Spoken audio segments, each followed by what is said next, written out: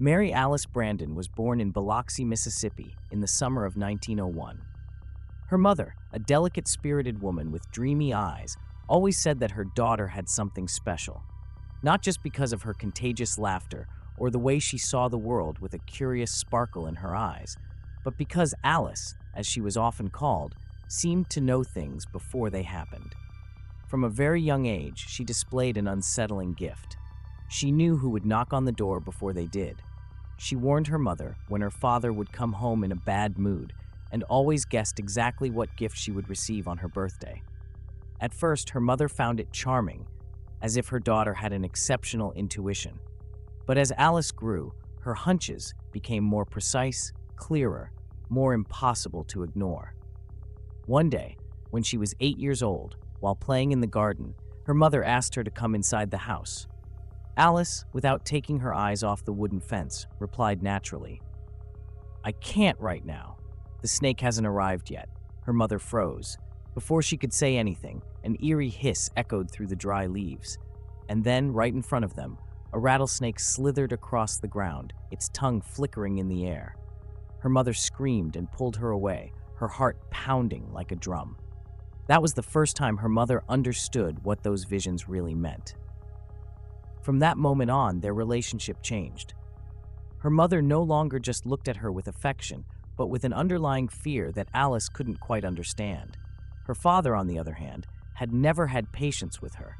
To him, his daughter was a strange child, a distraction, an embarrassment. Every time Alice had one of her visions, he reprimanded her severely. "Don't say those things, Mary Alice," he warned coldly. "No one wants to hear nonsense from a girl who makes up stories." But Alice wasn't making them up. She knew what she saw. At 10 years old, she had her first vision of something truly tragic. She was playing alone in her room when suddenly she felt dizzy. Her vision blurred, and in her mind, she saw the image of her Uncle William, a tall and cheerful man, falling from his horse. His body hit the ground in an unnatural way, and Alice knew, deep in her soul, that he would never get up again. She ran downstairs, crying, trying to warn her mother. But when she tried to explain what she had seen, her father shot her a withering look and silenced her. That very afternoon, a messenger arrived at the house with the news. William had died in a riding accident. The fear in her mother's eyes was palpable. From that moment on, Alice learned to keep her visions to herself. She didn't talk about them, didn't try to warn anyone. But her mother's fear was like a shadow, one that soon darkened everything. Her father, increasingly impatient with her strange behavior, began to distance himself. Alice could feel the tension in the house, the whispers of the servants, the way her mother bit her lips every time she had one of her episodes. Time passed, and Alice grew, but her gift did not disappear. Her visions became stronger, clearer. And then came the night when her life changed forever. Alice was 19 when it happened. One night, she woke from a restless dream with a terrible vision. She saw her mother collapsing to the floor, a dark pool spreading beneath her body, and her father standing over her with an icy expression. Desperate, she tried to warn her, but her mother only looked at her sadly and caressed her face. "Everything will be fine, Alice," she whispered. "Don't be afraid." And the next day, her mother was dead. Officially, it was a robbery. The police said someone had broken into the house and attacked her. But Alice knew the truth. She had seen it. Her father had done it. And the worst part was that no one would believe her if she tried to say so.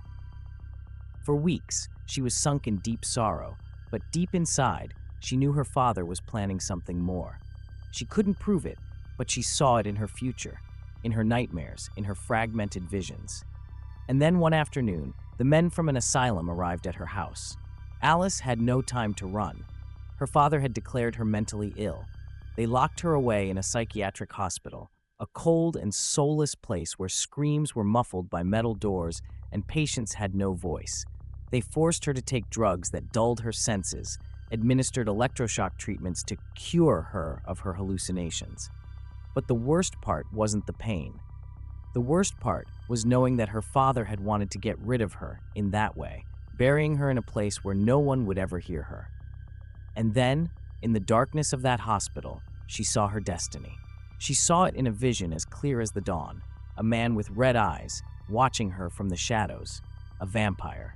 She knew in that instant that he would be her end, but she also saw something else, a different face, a man with a noble expression, skin pale as the moon.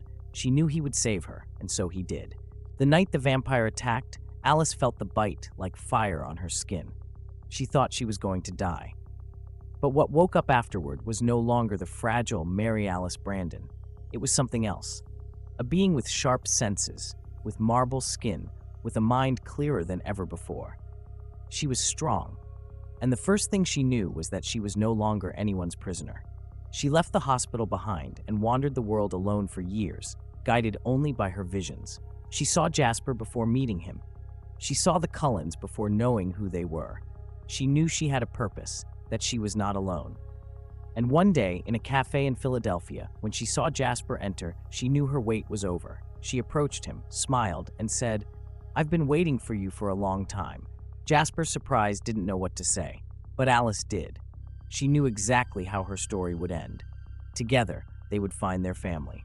And so, the future she had seen for so long finally became reality.